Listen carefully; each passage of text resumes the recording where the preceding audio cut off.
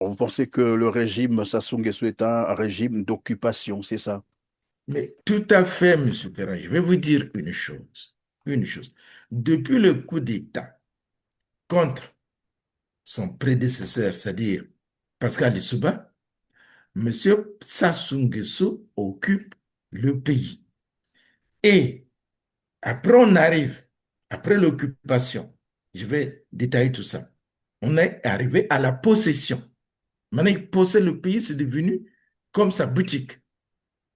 Vous savez, en politique, Aristote, dans son ouvrage La politique, définissait la politique comme étant une science pratique visant le bien commun.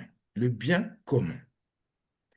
Et lorsqu'on est au pouvoir, on doit réfléchir à deux principes. Deux principes. Le premier principe, il est quantitatif. C'est-à-dire que qui gouverne, ça peut être une seule personne, ça peut être quelques-uns, ça peut être un grand nombre. Le deuxième principe, c'est il est qualificatif. C'est-à-dire, pour qui gouverne-t-on? Est-ce que c'est pour le bien du peuple, le bien commun, ou est-ce que c'est pour les gouvernants? Et c'est là qu'on arrive à partir de là. On arrive à définir trois régimes, pardon. Vous avez la royauté, où il y a un seul qui gouverne. Mais il gouverne pour le peuple, pour l'ensemble, la royauté. Vous avez le deuxième régime, c'est l'aristocratie, où vous avez quelques-uns qui gouvernent pour le bien de tous. Et le dernier, c'est la tyrannie, où vous avez un seul qui gouverne pour son propre intérêt. Et le cas Et du je Congo, c'est crois quoi concrètement? que c'est Où une est-ce que vous tyrannie, placez? puisque le jeu d'État gouverne pour son propre intérêt. Regardez, par exemple, quand il dit que voilà, tous les Africains pourront venir au Congo sans visa. Y a-t-il eu un référendum? Non. Non, même pas Est-ce qu'il y a consultation. eu un débat à l'Assemblée? Non. Les représentants du peuple? Non. Il décide. Donc, c'est devenu sa propre boutique, sa propre maison. Il fait ce qu'il veut. On ne peut pas prendre une telle mesure, M. Perrin, dans un pays sans qu'il y ait un débat à l'Assemblée, qui est le représentant du peuple. Mais d'aucuns pensent que, bon, écoutez, il a déclaré, il a fait ça au cours voilà, d'une déclaration, un discours qu'il a tenu. D'ailleurs, je rappelle à nos téléspectateurs, c'était à l'occasion de la célébration de la Journée mondiale de l'Afrique. Alors, ses partisans, les défenseurs évidemment de ce régime, disent, bah, il a déclaré, il a pris la décision et le Parlement pourrait suivre après. Mais comment voulez-vous? Qui représente le peuple dans un pays? C'est bien le Parlement. Mais comment un individu peut-il prendre de telles décisions et ceux qui représentent le peuple disent qu'ils vont débattre après? Mais après, ils vont le contredire. Oui, c'est là le problème, parce que lorsqu'il fait la déclaration, il est bien précis là-dessus. Il dit à partir de. Donc, il Deux, définit même la date l'échéance est à partir donnée. La date donné, oui. butoir est 1er donnée. janvier 2027. Ça veut dire que Voilà. là, qu'est-ce que le Parlement va encore Ben, faire? donc, ça veut dire que toutes les portes du Congo seront ouvertes et le Parlement ne peut plus rien faire. Il n'a pas supposé.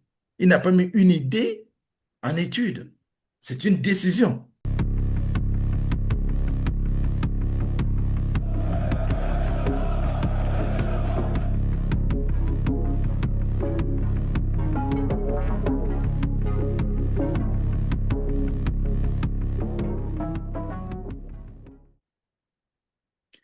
Bonjour à toutes et à tous, mesdames, messieurs. Ravi de vous retrouver sur R7 en compagnie de Grégoire Gaïno, membre fondateur du Congrès pour la Renaissance du Congo, le CRC. La République du Congo peut-elle être encore considérée comme un État? C'est à cette interrogation que va tenter de répondre notre invité. Bonjour Grégoire Gaïnou. Bonjour, Monsieur Perrin. Merci de nous rejoindre sur R7 pour tenter évidemment d'analyser si la République du Congo fonctionne encore comme un État ou serait-elle devenue une monarchie dissimulée où règne désormais le tyran Sassou Nguesso en maître absolu. Sinon, comment expliquer qu'une seule personne prenne désormais toutes les décisions qui engagent le pays en violation grave et délibérée de la Constitution congolaise en vigueur, la Constitution du 25 octobre 2015, réduisant ainsi le reste de la population à des sujets dépourvus de droits et de liberté, sur qui il s'est également attribué le pouvoir de vie ou de mort. Une justice soumise, une armée transformée en milice, un parlement devenu simple chambre d'enregistrement. Sassou Nguesso règne désormais en maître absolu sur la République du Congo. La République du Congo qui n'emporte désormais plus que le nom. Son statut, son fonctionnement ainsi que ses lois et règlements ont été mis en quarantaine depuis le retour du tyran Sassou Nguesso au pouvoir par coup d'État militaire en juin 1997. Depuis, le tyran de Brazzaville s'accroche au pouvoir par coup d'État permanent s'appuyant notamment sur des modifications constitutionnelles ou l'organisation de simulacres d'élections. La plus récente en date, c'est l'élection dite présidentielle des 12 et 15 mars dernier que je vous propose de suivre un extrait du rapport présenté par la Cour dite constitutionnelle lors de la cérémonie d'investiture. Suivez.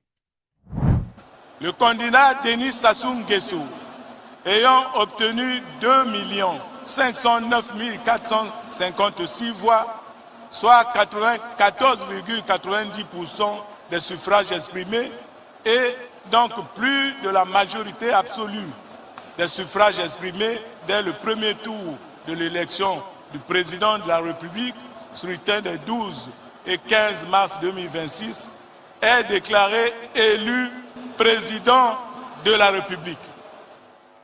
Délibéré par la Cour constitutionnelle en sa séance du 28 mars 2026. Voilà. Grégoire Gaïno, un corps électoral de 3 155 751, nombre de votants 2 664 000. Denis Sassou Nguesso aurait obtenu, dès le premier tour, bien entendu, 2 509 456 voix sur 2 681 921 voix exprimées. Ces statistiques vous paraissent-elles réalistes? Déjà, quand on voit le nombre de votants qui est de 2 644 343, donc Oui. 2 644 343, le nombre de votes exprimés est de 2 681 921, blanc et nul 37 578. Vous constatez déjà que le nombre de votes exprimés est supérieur au nombre de votants. Il y a quand même une aberration. Il faut Même peut-être le- il faut peut-être expliquer à nos téléspectateurs euh, que représente le nombre de votants. En fait, c'est quoi? Qu'est-ce qu'on appelle par le nombre de votants? ben, il Ou faut bien faire la comment? différence entre le nombre d'inscrits et le nombre de votants. Le nombre d'inscrits, c'est la population qui est en âge de voter. Et le nombre de votants, c'est la population qui va voter. Donc, parmi ceux qui votent, vous avez ceux qui votent oui, ou ceux qui votent non, ou ceux qui votent pour d'autres candidats. Donc, lorsque on voit les votes blancs ou nuls, mais c'est un vote qui est compté parmi les votants. Donc, ceux qui se Parce sont que la personne exprimés. est venue, voilà, il a mis son bulletin, mais il a fait son choix de voter nul. Oui. Donc, il est compté parmi les votants. Ben alors, comment tous les votants, comment le nombre de voix exprimées peut-il être supérieur au nombre de votants? Comment on peut l'expliquer? Et donc Alors ici, que si on dans les part des statistiques, inscrits, si on part des gens, si on dit il y avait tant d'inscrits, d'accord, il y a des gens qui ne sont pas partis, ils se sont inscrits, mais ils ne vont pas voter. C'est là où c'est compréhensible. Mais dans ce cas précis, je ne comprends rien. oui, donc vous disiez, je vais récapituler pour nos téléspectateurs, et c'est cela, le corps électoral est de 3 155 751. Nombre de votants, 2 644 000. Oui.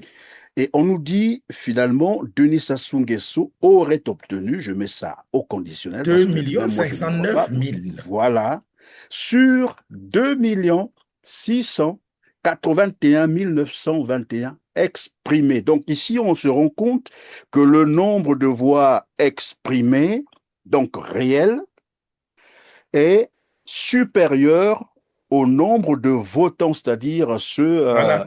voilà, Voilà. qui Mais, s'étaient mais, inscrits.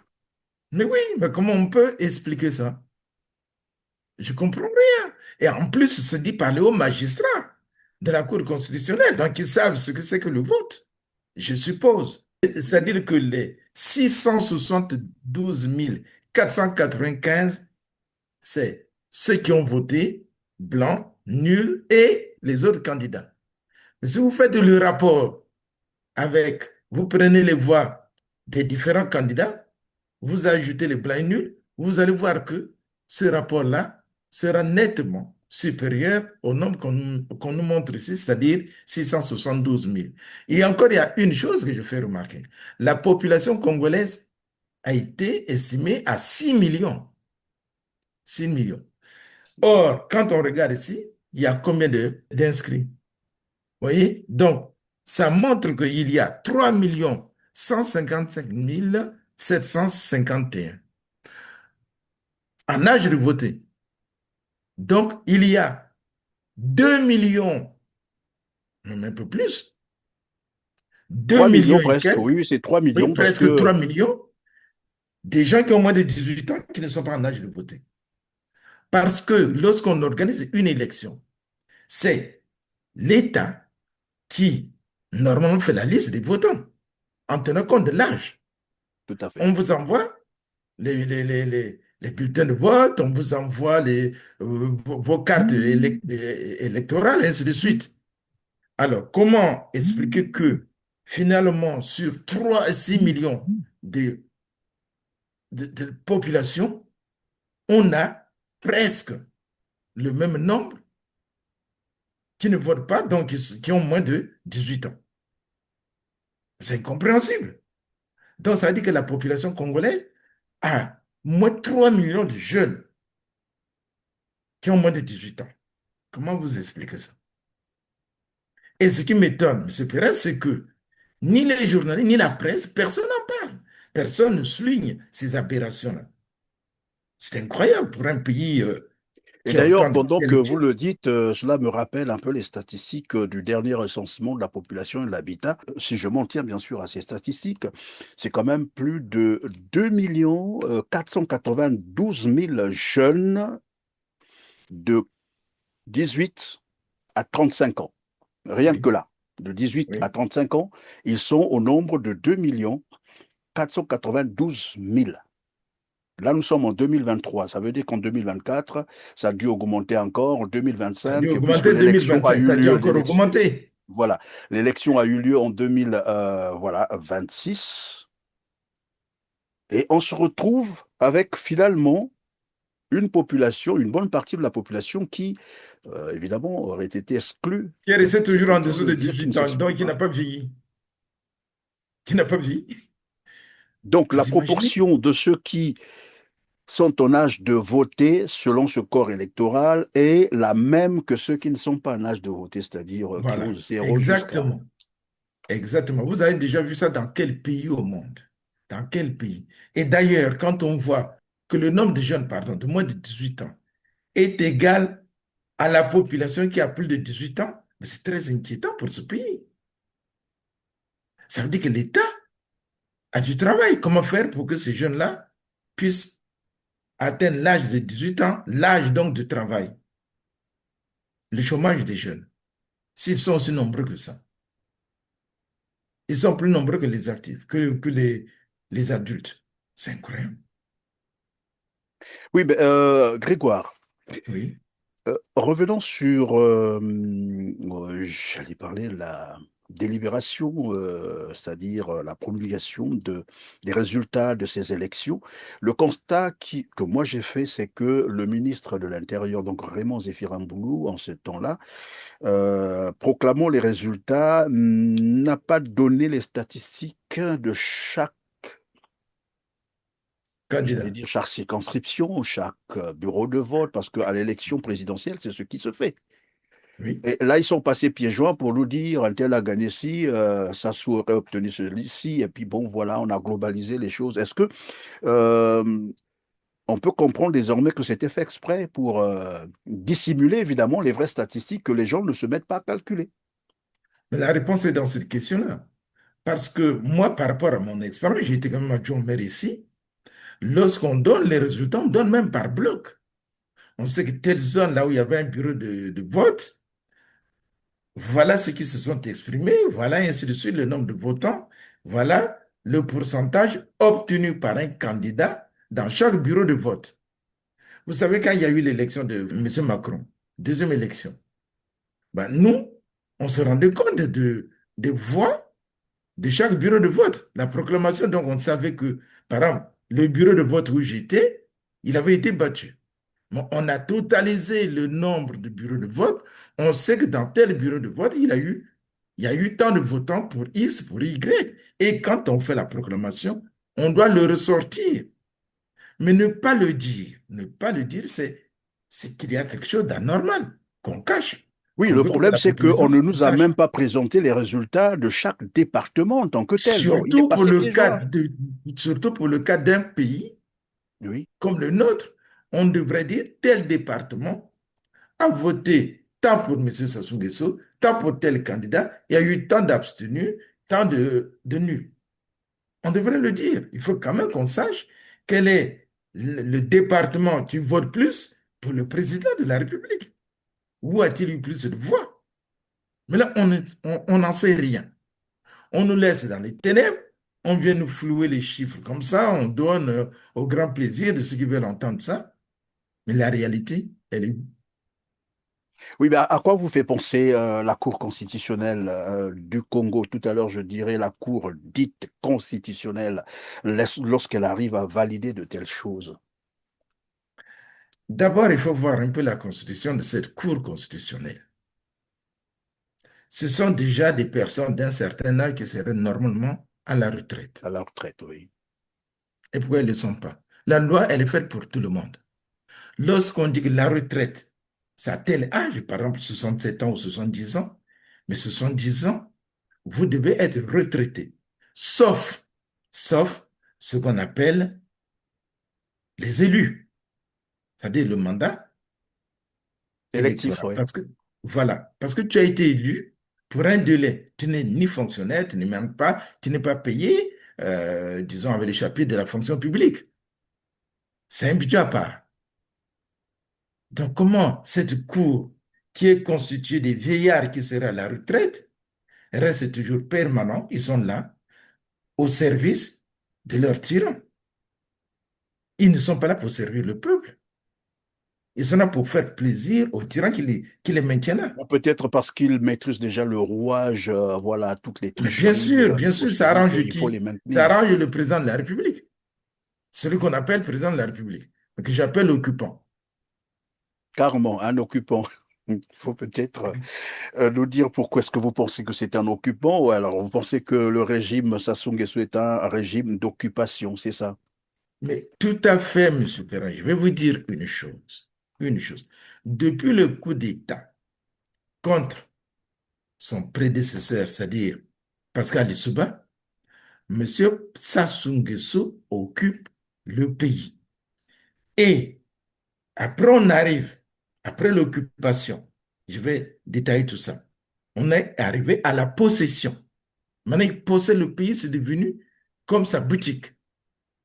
Vous savez, en politique, Aristote, dans son ouvrage La politique, définissait la politique comme étant une science pratique visant le bien commun. Le bien commun. Et lorsqu'on est au pouvoir, on doit réfléchir à deux principes. Deux principes. Le premier principe, il est quantitatif. C'est-à-dire que qui gouverne, ça peut être une seule personne, ça peut être quelques-uns, ça peut être un grand nombre. Le deuxième principe, c'est il est qualificatif. C'est-à-dire, pour qui gouverne-t-on? Est-ce que c'est pour le bien du peuple, le bien commun, ou est-ce que c'est pour les gouvernants? Et c'est là qu'on arrive à partir de là. On arrive à définir trois régimes, pardon. Vous avez la royauté, où il y a un seul qui gouverne. Mais il gouverne pour le peuple, pour l'ensemble, la royauté. Vous avez le deuxième régime, c'est l'aristocratie, où vous avez quelques-uns qui gouvernent pour le bien de tous. Et le dernier, c'est la tyrannie, où vous avez un seul qui gouverne pour son propre intérêt. Et le cas Et du je Congo, c'est crois quoi concrètement? que c'est Où une est-ce que vous tyrannie, placez? puisque le chef d'État gouverne pour son propre intérêt.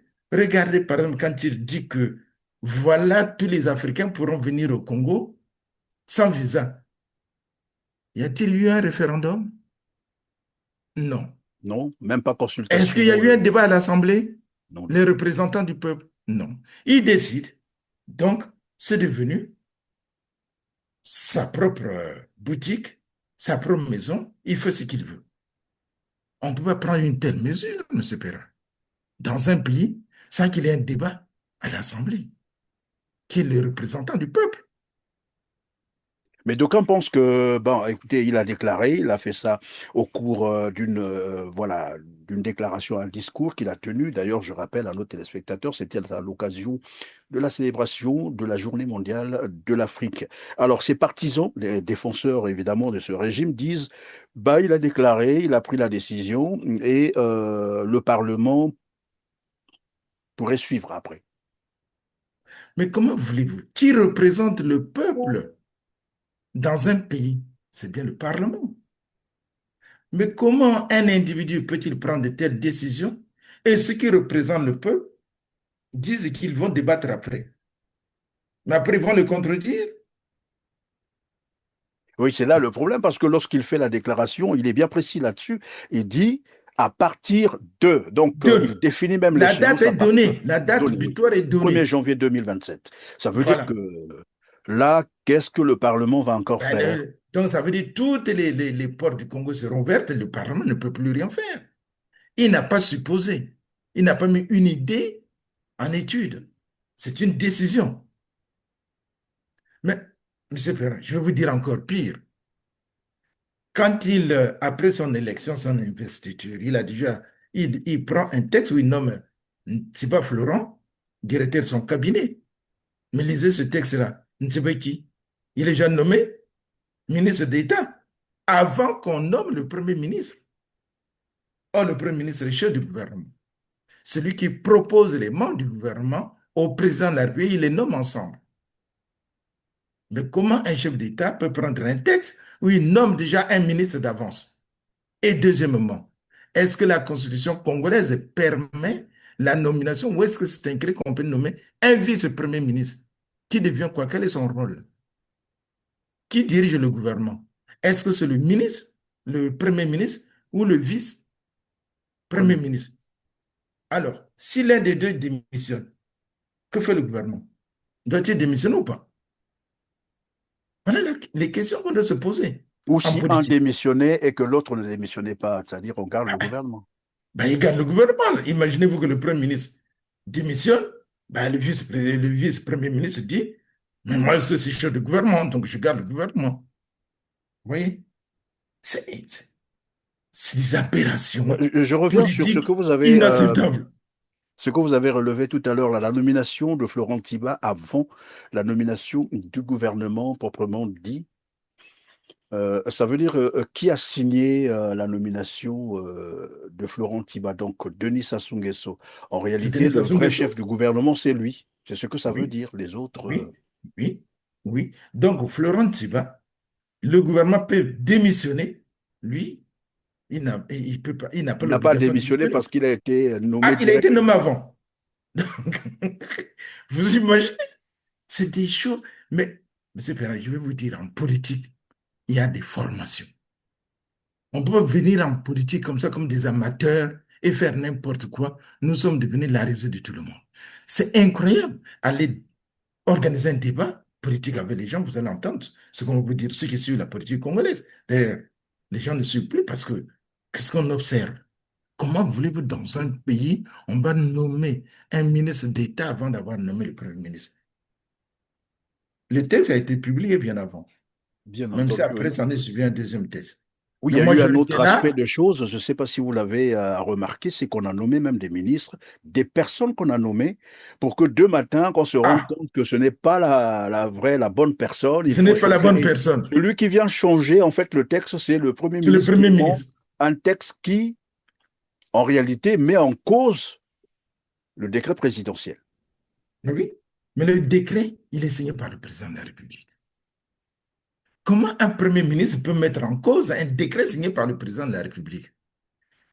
Mais il se passe des choses au Congo incroyables dans le milieu Et ce politique. qui est bizarre, c'est que jusqu'à maintenant, nous sommes en train de réaliser cette émission. Nous sommes bien entendu le 2 juin 2026. Aucun autre décret présidentiel n'a été pris pour corriger cette erreur. Ben Est-ce que voilà. ce ministre peut être considéré vraiment un membre du gouvernement? Ben, Celui qu'on il a vient été de... nommé par décret, il reste membre du gouvernement.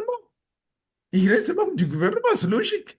Oui, mais qui est membre du gouvernement? Celui qu'on Ben, c'est a... celui qui a été nommé par décret et non celui que le Premier ministre Premier vient ministre a remplacé. bidouiller, je ne sais pas quoi là, à sa volonté. C'est c'est- c'est incohérent.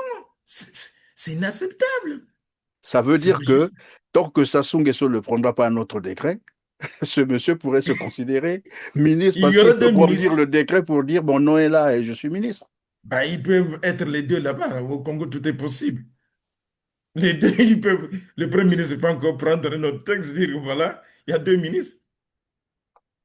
Ça ferait 40 et quelques, 41 ministres pour un petit pays qui est un quartier ou qui ne vaut même pas la population de l'île. Vous voyez, prenez par exemple le Sénégal, qui a une population énorme. Il y a combien? Il y a 30 ministres. Mais le Congo en a 44. Vous distribuez tout simplement le petit gâteau Oui, le avec problème des c'est que confessions inacceptables. Le Congo est considéré comme un gibier pour Sassou Nguesso. Il se dit que c'est un gibier, il faut Mais se je vous ai partager dit avec. qu'il est passé de l'occupation à la possession. L'occupation s'est caractérisée par des exécutions sommaires de la population dans les rues. Parce que moi, j'appelle la milice de Sassou Nguesso, mais que certains faussement appellent la garde présidentielle. Ce n'est pas une garde présidentielle. Une garde présidentielle est composée uniquement des nationaux. Or, quand vous allez regarder dans cette garde, vous allez voir qu'il y a des étrangers. Mais, Monsieur Perrin, trouvez-moi un seul pays où vous avez une garde présidentielle avec des étrangers. Ça n'existe pas. Parce que la garde présidentielle, aujourd'hui, ça se peut partir. Mais le président qui le remplace, il a cette garde présidentielle. Mais or, là, sa milice, là, s'il s'en va, tous s'en vont. Donc, c'est pas une garde présidentielle. C'est une milice Oui, privée. certainement que les gens vont se poser, mais évidemment, dans la garde dite présidentielle, en fait, qui est une milice de Sassou Nguesso, on y retrouve des étrangers, je peux le confirmer, parce que dernièrement, bon, d'ailleurs, tout le monde sait hein, qu'à un moment donné, il y a eu un chef de guerre centrafricain, d'ailleurs, Abdoulaye Mesquite, qui était voilà, de la garde présidentielle de Sassou. Curieusement, on a vu aussi l'ancien ministre de la Défense rwandais, donc le génocidaire Augustin, c'est comme ça qu'on l'appelle, qui est aussi avec Denis Sassou Nguesso. Et récemment, pendant les campagnes électorales, je ne sais pas si vous avez suivi cette image, où on a vu des Blancs perchés sur les bâtiments avec voilà, des armes, Ils j'allais s'appellent des dire, mercenaires. des fusils à lunettes. Voilà. Ce sont des mercenaires qu'on a recrutés qui viennent pour la garde présidentielle. Ça ne se fait pas, M. Perrin. Une élection présidentielle, c'est là où le président de la République, sortant ou nouveau, va rencontrer son peuple. Mais comment on peut avoir une milice ou des mercenaires qui viennent monter sur le toit des maisons bien armés alors qu'ils prétendent avoir une garde présidentielle? Mais est-ce qu'à ce moment-là, Grégoire, sa candidature, normalement, serait, je crois, rejetée? Mais si on mise en avait une cour cause. constitutionnelle, mais on n'en a pas. Elle est au service du tyran. Mais qu'est-ce qu'elle peut faire? Vous allez dire à un esclave d'enlever son maître? Dites-moi si un Oui, esclave mais peut parce dire que au maître, non. un candidat qui vient avec une milice privée, qui se fait garder par des mercenaires pour aller s'exprimer devant la population, Devant ça son peut quand peuple, même poser des à questions. qui il Mais, demande des voix, mais à qu'est-ce qui peut qui? expliquer, Grégoire, qu'est-ce qui peut expliquer le mutisme? Est-ce qu'il faut appeler ça comme ça, ce silence de cimetière de toutes les autres institutions, c'est-à-dire plus personne ne parle. Denis Sassou Nguesso a désormais un boulevard devant lui, libre, où il fait tout ce qu'il veut. Personne ne l'interpelle. Vous savez Personne ne quand il lui y a dit eu même, le... attention, là, là, ce n'est pas normal. Là, on est en train de dépasser les limites. Personne ne le lui dit. Mais personne ne peut parce que quand il y a eu l'occupation de Paris, les Allemands, qu'est-ce qu'ils faisaient? Ils allaient, ils fusillaient tous les résistants qu'ils trouvaient. Alors, quand on occupe un pays, c'est pour ça que je dis c'est l'occupation, parce que ça se utilise sa milice privée pour aller terroriser la population. Vous vous imaginez qu'on vienne prendre votre enfant, qu'on le tue dehors. Mais il faut avoir le courage d'aller combattre ces gens-là. Et vous les voyez dans un pays, des gens qui se promènent cagoulés. Mais ça Donc montre des bien que hommes qu'on ne peut pas identifier, des hommes qu'on ne peut pas qui sèment la identifier, mort. qui sèment la mort, mais ça montre que le pays est bien occupé. Et donc, les gens sont terrorisés, ils ont peur, ils ont peur. Monsieur Bernard, vous allez, vous quittez le pays, vous venez en France, par exemple, aujourd'hui, mais vous allez trouver la population congolaise qui se vide, y compris même leurs propres enfants, leur deuxième, troisième, quatrième épouse. On les amène ici, on les sort. Ils ne savent même pas qu'ils sont en train de dépeupler le pays. Ils ne savent pas, ils n'ont pas conscience de ça. Vous imaginez, pendant que les autres importent la jeunesse, nous, on laisse fuir notre propre jeunesse. Oui, mais c'est au moment où les conditions sont telles que, telles que vous êtes en train de l'expliquer, font que la jeunesse ou les jeunes Congolais sortent du pays, et ceux qui fuient, vous avez dit qu'ils sortent même leur voilà, premier, deuxième, je sais pas moi, troisième bureau, disons toute leur famille, et c'est à ce moment qu'on demande aux Africains de toute l'Afrique de se rendre au Congo, sans Voilà, visa. On ouvre les voilà. portes. Sans visa, À dans un quoi ça? pays qui est même incapable d'assurer la sécurité de sa population, rien qu'avec la milice. On envoie la milice exécuter les gens sommairement, et puis on va ouvrir toutes les portes, dire venez. Ça veut dire quoi? Ça veut dire que le pays n'existera plus. Ce n'est plus un pays. Parce que qui va faire la sécurité? Qui? Pour la population locale. Ça veut dire que tout le monde va chercher à fuir, tous ceux qui ont les moyens. Et c'est le Congo deviendra un pays occupé par des étrangers. Oui, mais il y a un Vous imaginez argument la qui... gravité de cette décision? Est-ce que les gens aujourd'hui ont conscience que, ici en Europe, quand on a ouvert les frontières aux Européens, ils ont d'abord commencé par mettre en place toutes les structures, circulation, sécurité. Et vous savez aujourd'hui, par exemple, si vous êtes en Belgique, vous tuez quelqu'un là-bas, vous fuyez, vous avez votre téléphone tout le long de la route. Partout, il y a des bornes. Et les bornes indiquent que ton téléphone est passé là. Donc, on sait par où tu es passé. Et toutes les polices de l'Europe sont informées déjà.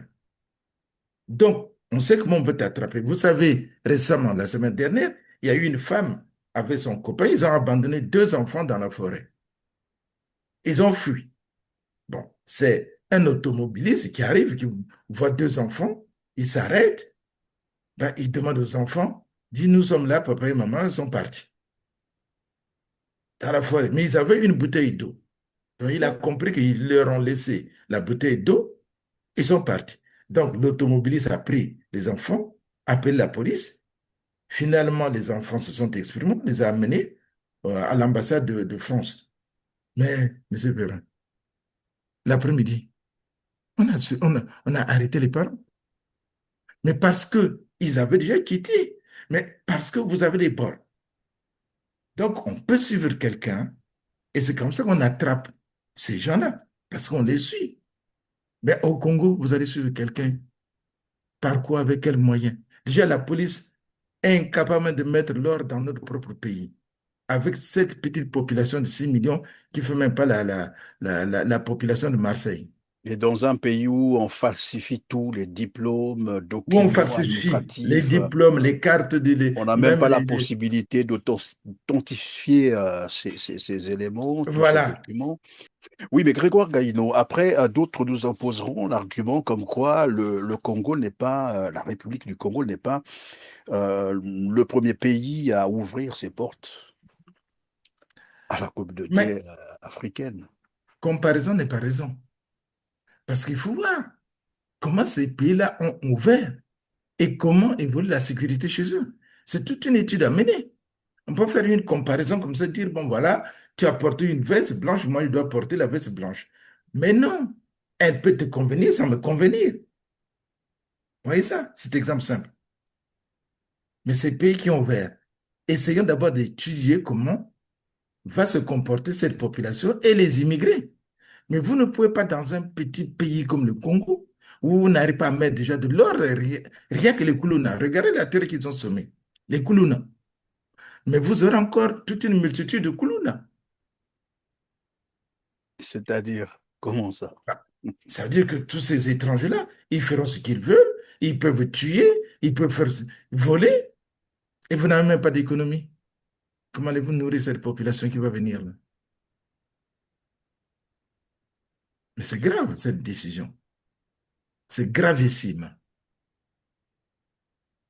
Et Et j'ai pitié donc, de mon pays. pour ceux qui pensent que c'est une décision salutaire pour faciliter, voilà, Il l'investissement faut leur étranger, dire, c'est il faut leur dire tout simplement qu'ils créent de la pitié parce qu'ils ne savent pas réfléchir.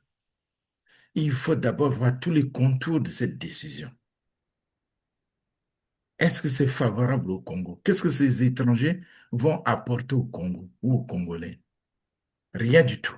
Rien du tout. Donc, il faut réfléchir.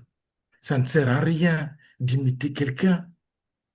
Vous voyez, à une époque, ce Marine Wabi, les Chinois venaient vendre, voulaient venir vendre les datounes, les machins comme ça à Pointe-Noire à moindre prix.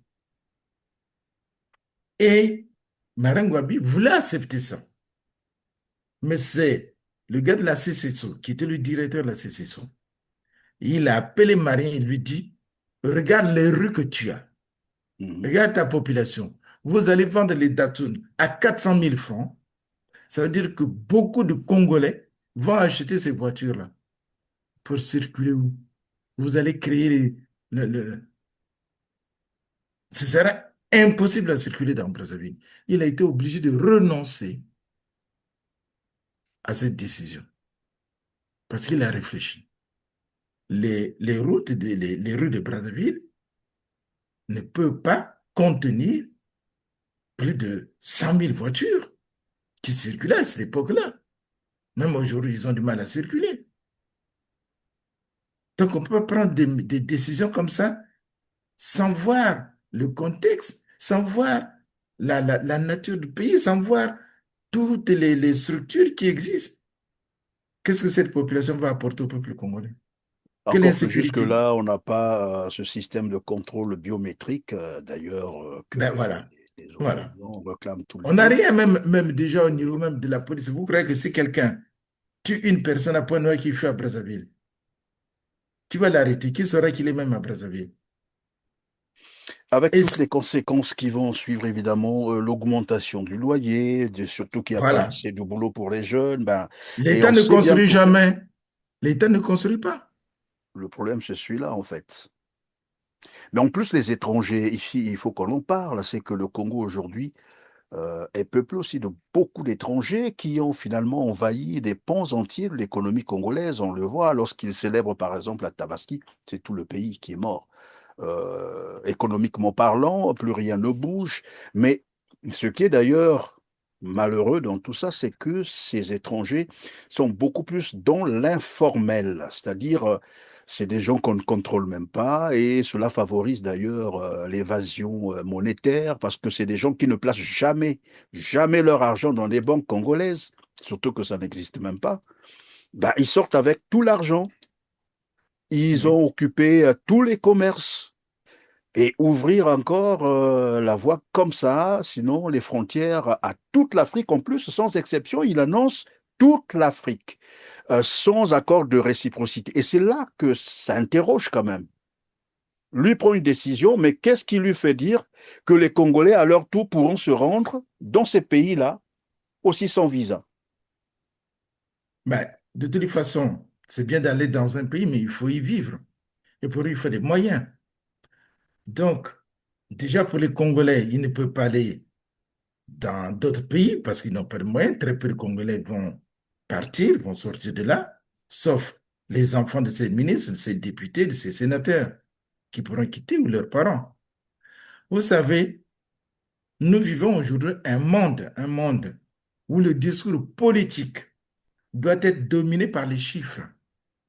Les chiffres, c'est-à-dire, j'entends par là, les chiffres et les courbes. C'est-à-dire, je dois savoir quel est le progrès ou l'échec. Savoir par exemple, quel est le PIB de mon pays quand tu es responsable politique. Parce que le PIB, il détermine la richesse du pays. Mais quand vous entendez les discours pendant la campagne, les jeunes de l'État ne vous donnent aucun chiffre, ni du taux de chômage, ni de rien. Sur quoi est basée cette politique? Sur rien que le verbiage, que du mensonge, que des choses même qu'un enfant de 5 ans peut dire. Je vais vous donner le travail. Mais c'est vague. Mais demande-lui. Quel est le taux de chômage au Congo? Quel est le taux d'insécurité? Même la natalité. Demandez même au ministre de la Santé. Demandez au ministre de l'Enseignement combien de jeunes vont rentrer à l'école en 2027. Ils ne sauront pas. J'ai peur. Ici où nous sommes, nous savons que telle année, on pourra avoir tant de jeunes qui vont être soit à la maternelle, qui vont être au collège, qui vont être ceci, cela. Mais gouverner, c'est prévoir. C'est prévoir. C'est pas venir comme ça et puis se promener, on dort, on se lève, on commence à rêver pour sortir des énormités.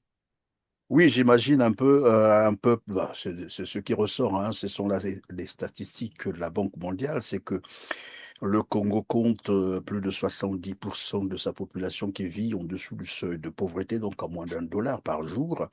Oui. Ouvrir donc les frontières à toute l'Afrique lorsqu'on sait que les Congolais sont, mais vraiment dans la précarité absolue, cela veut dire qu'on ouvre la voie aux prédateurs parce que les étrangers qui vont arriver seront certainement beaucoup plus nantis financièrement que les Congolais. Ça veut dire qu'ils vont tout occuper et les Congolais n'auront plus de place nulle part dans aucun secteur de l'économie congolaise. Ils seront exclus à tous les niveaux.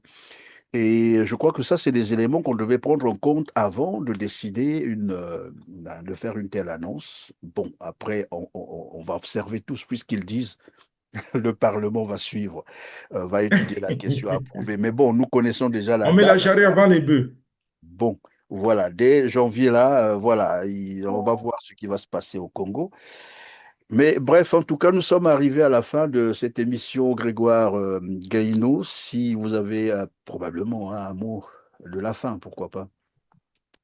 Ben, un mot de la fin, c'est de dire au peuple congolais qu'un dirigeant, c'est celui qui fait la politique. Et quand on fait la politique, c'est-à-dire, on la fait pour le peuple.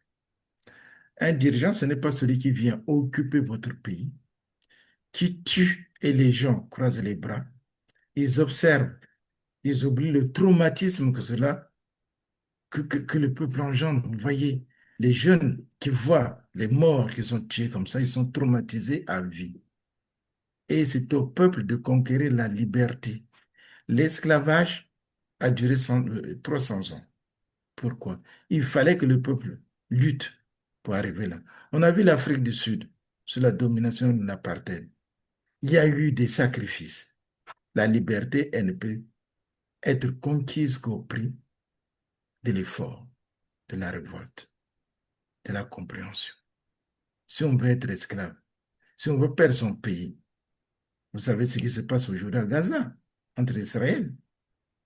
Si on veut perdre le pays, continuons à croiser nos bras, à faire des commentaires qui ne servent à rien, et nous allons, peut-être pas nous, mais nos enfants, nos petits-fils, ils vont vivre cela. Merci bien. Merci Grégoire Gaïdo. Il faut également craindre que le Congo devienne un terreau du terrorisme, parce que évidemment ça commence comme ça. C'est Oui. jamais. C'est juste une puce à l'oreille. Voilà, pour les Congolais, comme on l'a dit, c'est aux Congolais de prendre conscience, voilà, de se débarrasser d'un tel régime d'occupation, on a dit, voilà. Et Sassou Nguesso, désormais, a prouvé aux Congolais qu'il possède désormais le Congo, puisqu'il est devenu le Voilà, la maître possession. absolu. Oui, c'est Le devenu maître sa absolu, propriété. voilà. Il en fait ce qu'il veut. La preuve en est que Donc, même sa petite, je crois que c'est sa petite fille qui a été condamnée à Paris. oui, oui, oui, sa nièce qui a été condamnée à Sa Paris, nièce Inès, aussi. Sa voilà, fille aussi avait Mouevara. déjà été condamnée.